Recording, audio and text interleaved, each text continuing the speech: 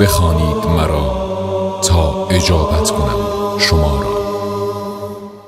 دست دعا دارم سوی آن خدا که نیست الهی جز او بی انتها مهربان، گشاینده بی تا آشنا، روزیده بخشاینده یاری کننده، گستراننده دانا توانا، ایمنی بخش یکتای پیدای بینای زیبای تغییر ناپذیر، جبرانگر داور یاور با وفا، ای شنونده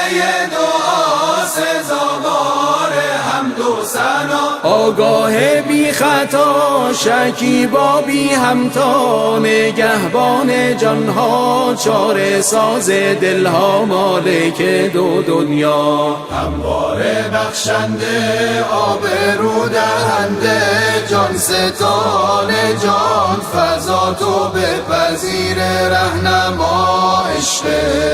بی انتها، ای پوشاننده همیشه پاینده، ای نور تابنده از ازل تا ابد زنده، گردآورنده آفریننده، هستی بخش دل سوز فرزانه هویدا، یابنده گرداننده نگهدارنده، صاحب بخشش و دانش، نیکوترین صاحب و دارا وادارنده، فرمان روای آمرزنده، بی نیاز از عالم و بالا برنده، یگانه جان بخش، نخستین و واپسین شکافنده ذره ها، بالا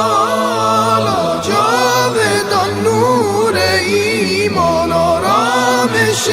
جان، دادار بی نظیر زمین و زمان، از او نشد ستم هرگز بر جن و آدمیان، خداوندا بادا بهترین درودت بر آن بهترین مخلوقات تو، احمد و خاندانش از دل